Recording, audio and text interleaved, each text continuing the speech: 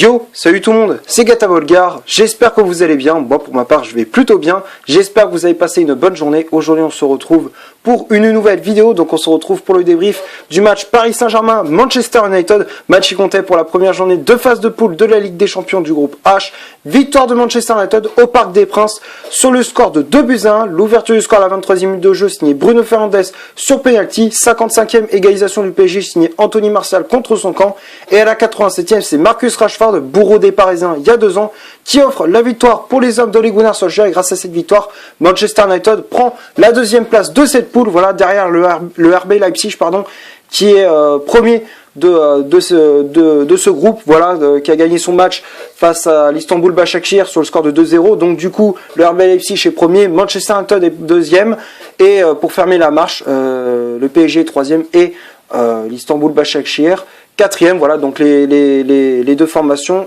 sont tous les deux à égalité avec 0 points.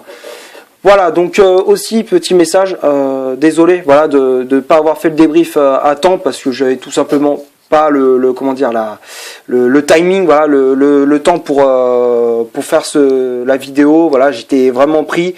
Donc voilà, mais bon, voilà, comme on dit souvent, vaut mieux tard que jamais. Donc voilà, mais bon, voilà, je vous prie de m'en excuser pour ça, voilà. Donc pour parler de ce match, pour débriefer un petit peu ces 90 minutes entre le Paris Saint-Germain et Manchester United. Voilà, bon, mais évidemment c'était mes deux clubs de cœur qui jouaient. Bon, j'étais pour que le meilleur gagne. Voilà, si c'était Paris, tant mieux. Si c'était pour Manchester, tant mieux aussi. Moi, ça me faisait ni chaud ni froid. Mais bon, dans ce match-là, on va dire que j'étais plus déçu de la prestation du Paris Saint-Germain que de Manchester United, parce que Manchester United, pour moi, ils ont fait leur match. Voilà, ils sont venus avec de l'envie de gagner. Voilà, ils avaient envie de démarrer cette campagne européenne avec les 3 points, avec une victoire. Côté parisien, pas d'envie. Voilà, tout simplement pas d'envie. On a l'impression que les joueurs, ça les emmerdait de jouer ce match. Voilà, on a l'impression que ils voulaient pas jouer. Voilà, on a l'impression que Paris voulait absolument pas jouer ce match. Tu voyais Neymar, il faisait que gueuler auprès de l'arbitre et il faisait ses dribbles à la con. Voilà, moi je le dis parce qu'il faisait ses dribbles à la con. Et dès que tu voyais Neymar faire ses dribbles à la con, ça sentait le match un peu genre vas-y démerdez-vous Mbappé, Neymar, et puis voilà, le reste on s'en fout. Parce que dans ce match-là, putain, Paris, le PSG, j'ai l'impression, mais il n'y avait rien. J'ai l'impression que Paris Saint-Germain, ils avaient pas envie de jouer, pas d'agressivité. Les mecs, ils faisaient bouger, ils disaient rien. Voilà, franchement, première mi-temps catastrophique. Voilà, déjà, tu entames ce match. Tu te fais rentrer dedans, voilà, avec Manchester United qui s'était créé beaucoup d'occasions. Ils avaient de la grinta, voilà, ils avaient mis beaucoup d'agressivité, de l'impact physique aussi. Ils se sont créés des occasions avec Marcus Rashford, Anthony Martial ou encore Bruno Fernandes. Malheureusement, ça passait pas parce que Keylor Navas était resté très vigilant. Côté parisien, bon. Il y a eu une occasion, voilà, au quart d'heure de jeu avec une frappe de Di Maria qui a été repoussée par David De Gea. Voilà, De Gea qui a fait quand même un très gros match. Voilà, il faut le souligner. Et après, bon, côté parisien, voilà, tu cèdes le but, voilà, à la 23e minute de jeu, suite à une faute de Diallo sur Anthony Martial, et tu vois qu'il y a clairement penalty. Diallo qui fait une faute bête sur Anthony Martial qui a tout compris, quoi. Il avait tout compris sur cette action. Il voyait que Diallo allait faire faute. Il a senti la faute du défenseur parisien, et derrière, il a tout compris. Il avait plus qu'à plonger. Voilà, mais tu vois ce que je veux dire. Il a profité de l'erreur de Diallo pour obtenir un penalty. Donc du coup, première tentative de Bruno Fernandes sur le penalty, ça a été repoussé par Navas qui était parti du bon côté, mais l'arbitre a voulu retirer le penalty parce que Navas n'avait pas un pied sur la ligne. Voilà, donc c'est maintenant la nouvelle règle. Moi je la trouve complètement débile. C'est un truc pour moi inaudible, voilà, incompréhensible de la part de l'UEFA d'avoir mis cette règle en place. Voilà, moi je trouve ça complètement débile, mais bon, voilà, malheureusement c'est comme ça. Et donc du coup le penalty a été retiré, et du coup Bruno Fernandes a pris à contre-pied Keylor Navas. Donc du coup, à 23e minute de jeu, Manchester United menait 1-0. Ensuite, Paris a essayé de pousser, mais voilà, ils se sont créés une occasion, voilà, depuis le but de Fernandes avec Mbappé ou encore Neymar, mais malheureusement, ça passait pas, voilà. Et donc du coup, à la mi-temps, Manchester United menait 1-0. Second mi-temps, bon, il y a eu un petit peu mieux parce que Tourelle, voilà, même si voilà, il m'énerve, voilà, franchement, moi je dis, je supporte plus. Cet entraîneur, je supporte plus. Tu voyais que même quand il était mené, il bougeait pas de son banc, il était resté comme un spectateur. On a l'impression que Tourelle était spectateur. Voilà, il laissait les joueurs faire n'importe quoi sur le terrain. Limite, mettons Kimpembe se bat avec Neymar, il n'intervient même pas. Voilà, franchement, Tourelle, il est incapable de gérer un groupe. On a l'impression qu'il est incapable de recadrer un joueur. Il est capable de rien, quoi. Cet entraîneur-là, pour moi, j'ai du mal. J'ai du mal à voir sa vision du jeu, ce qu'il veut mettre en place au Paris Saint-Germain. Je ne vois pas. Franchement, je ne vois absolument pas. Voilà. Donc du coup, même si voilà, donc comme je disais, ce second mi-temps, bon, il avait fait un petit changement en faisant sortir Gay et il a fait rentrer Moiskin. Voilà, bon, on a senti un petit peu mieux, on a senti que le jeu parisien était un peu mieux. Voilà, en faisant sortir Gay pour faire rentrer l'attaquant l'ancien attaquant de la Juventus. Et derrière, bon, Paris a poussé pour égaliser, voilà. Et à la 55e, voilà, sur un corner de Neymar, Martial, malheureusement, qui était mis sous pression par Danilo Pereira et Kurzawa. Donc du coup, il a dévié ce ballon dans ses propres buts. Voilà, Derrea qui pouvait absolument rien faire sur cette action. Et donc du coup, le Paris Saint-Germain revient à égalité sur le score d'un but partout avec de la réussite. Voilà, il faut le dire. Voilà, Paris avait eu de la réussite sur ce but. Et derrière, après, il y a eu des changements tactiques du côté de Solskjaer. Il avait fait rentrer Pogba et Van de Beek, voilà. Et du côté de Paris, ils avaient fait rentrer Dagba et Sarabia, voilà, pour faire sortir Florenzi, Di Maria. Voilà, ça avait pas fait. C'était un peu compliqué. Moi, je comprenais pas trop pourquoi il a pas fait sortir Danilo Pereira, la recrue du PSG. Alors, c'était son premier match. Oui, je vais pas lui jeter la pierre dessus. Mais voilà, bon, c'est vrai que dans ce match-là, il était un peu cuit. Voilà, tu voyais qu'à la fin, il était complètement cramé. Il était, il pouvait plus, il avait plus d'énergie. Il était complètement cramé. Il aurait dû faire rentrer Rafinha et faire sortir Danilo Pereira. Voilà, moi, ce que j'aurais fait ça. Moi, sortir Pereira pour faire rentrer Rafinha. Alors, Rafinha était rentré en jeu, mais à la place d'Herrera, moi, je comprenais pas trop pourquoi il a fait sortir Herrera, mais bon. Voilà. Et après, bon, voilà, il a fait donc du coup à côté de Mancunien. Ils se sont créés aussi des occasions, voilà, avec Rashford, avec Martial et aussi Pogba qui était entré en jeu pour apporter un peu plus de créativité, voilà, à la place d'Aled Stelek qui avait fait son premier match, avec Manchester United, prestation assez intéressante de la part du latéral brésilien, arrivé en provenance de Porto. Et après, Manchester United a fait la différence en fin de match. On a senti que petit à petit, au fur et à mesure des minutes, Paris commençait à reculer. Et derrière, la sanction tombe, 87e minute de jeu. Marcus Rashford qui avait le ballon dans les pieds. Et derrière, il a fait une accélération. Il voyait qu'il n'était pas attaqué. Derrière, il enchaîne avec une frappe, poteau rentrant. Et ça vient battre Keylor Navas qui était totalement battu. Voilà, sur cette frappe de l'attaquant anglais. Et grâce à Rashford, Manchester United s'impose. Voilà, après Paris, ils n'avaient pas réagi. Voilà, franchement, aucune envie côté parisien, comme je disais, aucune agressivité, aucun sursaut d'orgueil. Voilà, même à la mi-temps, même après le but de Rashford ou même après le but de Fernandes, il n'y avait pas de réaction. Voilà, donc franchement, prestation décevante, voilà, du Paris Saint-Germain face à Manchester United, et Manchester qui a fait un très bon match. Voilà, donc on va passer maintenant à la composition d'équipe que Thomas Tuchel et Ole Gunnar Solskjaer ont aligné. Voilà, donc on va commencer par celle du Paris Saint-Germain. Le PSG, ça a été un 4-3-3 avec Keylor Navas dans les buts du Paris Saint-Germain, charnière centrale Diallo associé à Preston Kimpembe. Voilà, Marquinhos qui était incertain pour ce match, finalement il était sur le banc, voilà, pour ce match. Du coup, c'était Kimpembe qui avait récupéré le brassard de capitaine. Les latéraux, Florenzi à droite, Kurzawa à gauche. Voilà, moi j'avais complètement oublié, mais Kurzawa pour moi c'est plus possible. Franchement, je comprends même pas pourquoi on l'a prolongé. Voilà, à part peut-être pour essuyer les crampons ou laver les chasubles. Mais hormis ça, pour moi, il sert strictement à rien ce mec-là. Voilà, tu voyais sur le terrain, il était complètement à la rue. Après, le milieu de terrain, Danilo en sentinelle, Herrera et Gay en relayeur, et le trio d'attaque. Voilà, moi je comprends même pas pourquoi. On a déboursé on a levé l'option d'achat pour Icardi, et on a fait un prêt avec une option d'achat aussi pour Moiskin. Et non, encore une fois, Thomas Tuchel qui t'aligne un trio d'attaque, Mbappé, Neymar, Di Maria, avec Neymar en pointe, Mbappé côté gauche, Di Maria côté droit, alors que voilà, tu voyais que Neymar en pointe, ça servait strictement à rien. Mbappé sur le côté, des fois même s'ils alternaient les deux, ça servait strictement à rien.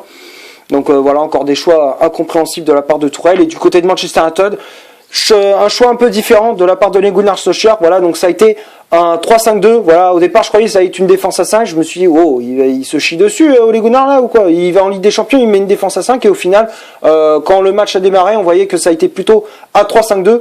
Voilà, avec David De Gea dans les cages de Manchester United, charnière centrale, Tuanzebe, Lindelöf, Luke Shaw. Voilà, Luke Shaw qui jouait sur le côté gauche de la défense. Voilà, il jouait pas plus haut, il jouait un petit peu plus bas. Et moi, j'ai trouvé qu'il a fait une bonne prestation. Voilà, moi je trouve que peut-être Solskjaer, il devrait justement. Moi, j'ai bien aimé la tactique de Solskjaer, c'est-à-dire qu'il met une défense à 3 et tu voyais que dès que Manchester United a eu le ballon, tu voyais qu'il y avait plus d'espace, alors que quand il mettait son 4-2-3-1, ils étaient tous regroupés, c'était un peu la panique à bord. Tu voyais que Manchester, lorsqu'ils avaient le ballon et qu'ils jouaient en 4-2-3-1, c'était pas trop ça.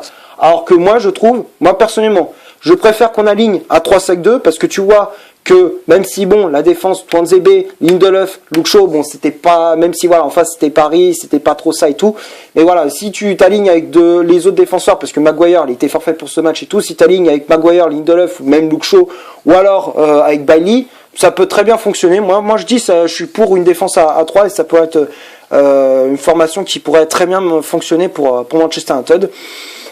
Après, le milieu de terrain, McTominay associé à Fred, Bruno Fernandes en numéro 10 avec le brassard de capitaine, voilà, à la place de Maguire qui était blessé pour ce match, comme je le disais. Il y avait Greenwood qui était blessé aussi, Bailly également. Donc il y avait aussi il y avait pas mal de blessés du côté de Manchester. Ensuite, les pistons, Wan-Bissaka à droite, Telles à gauche, et le duo d'attaque, Rashford associé à Martial. Voilà, Telles aussi, comme je disais, joué son premier match sous le maillot Manchester United. Moi, j'ai trouvé qu'il a fait une bonne prestation. Voilà, tout comme Aaron Wan-Bissaka qui a fait un très gros match aussi. Voilà, donc dans l'ensemble, moi j'ai trouvé que les joueurs de Manchester United ont fait une très bonne prestation. Même Lindelöf et même Luke Shaw, les gars. Ouais, franchement, même moi qui les incendie quasiment à chaque match. Là sur ce coup-là ils m'ont épaté, voilà, donc franchement moi j'ai trouvé qu'ils ont fait très bonne prestation, et j'espère que ça va pas s'arrêter là, parce qu'à un moment on sait très bien que dès que Lindelöf fait un bon match, le lendemain il sombre totalement, voilà, donc c'est le jour et la nuit pour le défenseur suédois. Voilà, donc on va passer donc après j'avais oublié, oui, les remplaçants du côté du PSG, du côté de Manchester United, j'avais complètement zappé. Du côté du Paris Saint-Germain, donc Tuchel a fait 5 changements. Il a fait sortir Florenzi pour faire entrer Colin Dagba, Bakker à la place de Kurzawa. Moi j'aurais préféré voir Bakker titulaire d'entrée. Rafinha à la place d'Ander Herrera, Moiskin à la place d'Idriss Gueye, et Sarabia qui est entré en jeu à la place de Di Maria. Et du côté de Manchester United, il y a eu Pogba qui est entré en jeu à la place d'Alex Telles, Van de Beek à la place de Bruno Fernandes, et Daniel James à la place d'Anthony Martial. Voilà donc pour la composition d'équipe. On va passer maintenant aux statistiques de cette vidéo. Donc on va commencer par celle du PSG. Les Parisiens, c'est 58% de possession de balle, 11 corners, 4 tirs au total, dont 8 tirs au total, donc 4 tirs cadrés, dont 1 but, 3 positions de hors-jeu et 8 fautes commises. Donc tout ça c'est du côté du Paris Saint-Germain. Et du côté de Manchester United, c'est 42% de possession de balle, 8 corners, 11 tirs au total, dont 6 tirs cadrés, 2 positions de hors-jeu et 14 fautes commises. Donc tout ça c'est du côté de Manchester United. Donc voilà, en termes de tirs cadrés, dont 2 buts. Voilà, donc c'est vrai qu'on a été voilà, je veux dire, Manchester United a été plus efficace devant le but que Paris. Voilà, on voyait que Manchester United était plus adroit. Et dès qu'il fallait prendre les responsabilités, Manchester les prenait. Voilà, dès qu'il fallait prendre les responsabilités, Manchester les prenait. Alors que Paris, non, ils ne prenaient pas les responsabilités. Voilà, donc après, bon, en termes de possession de ballon, c'est vrai que Paris, ils avaient le ballon, mais hormis ça, c'est pas terrible. Voilà, ils avaient fait plus la passe à 10 que se créer des occasions. Donc, comme je dis souvent, et je le confirme encore une fois, la possession du ballon ne fait pas tout dans ce match, dans un match. Voilà.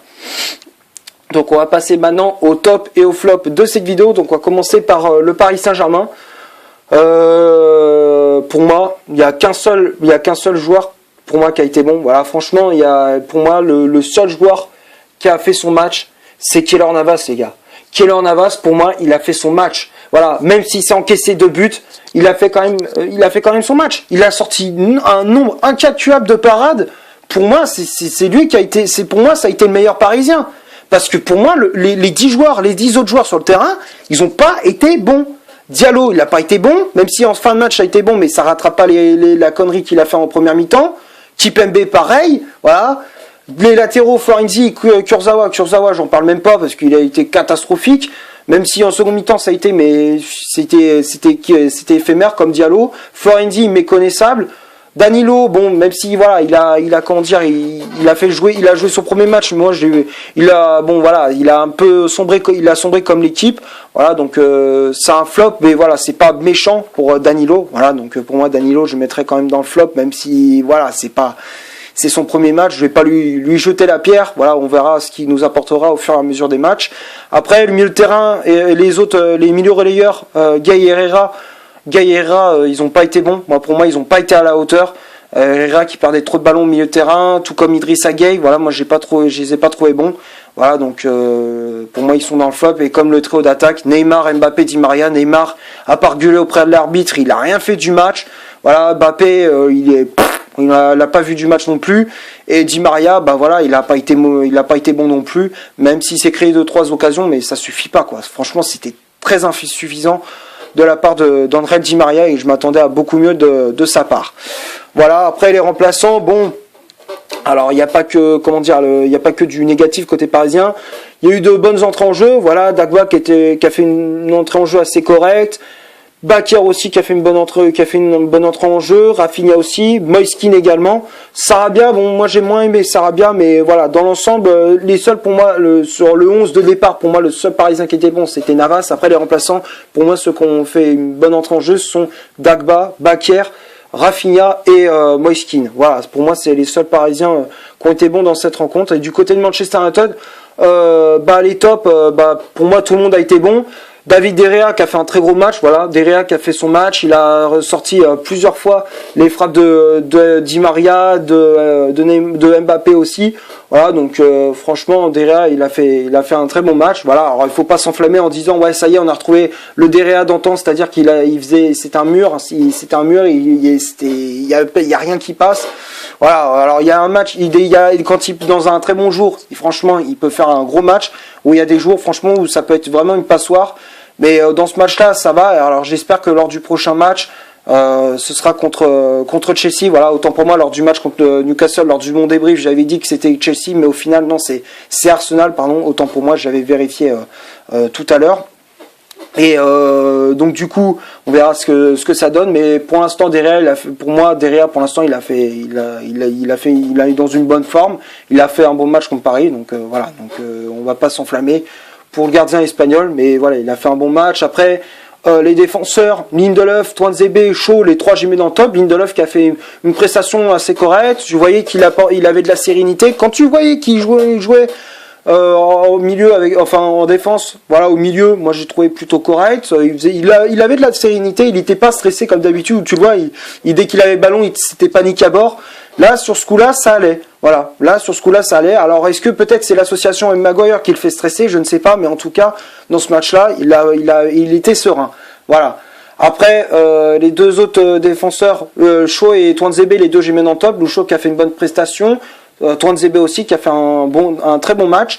Donc voilà, donc pour moi les deux je les mets dans le top. Après McTominay, Fred, les deux je les mets dans le top aussi. Fred qui a fait un très gros match, McTominay aussi les deux ils ont apporté beaucoup d'impact physique, de l'agressivité, ils ont apporté du caractère aussi. Voilà, c'est ce que je réclamais, c'est ce que je veux voir à chaque match du côté de Manchester United.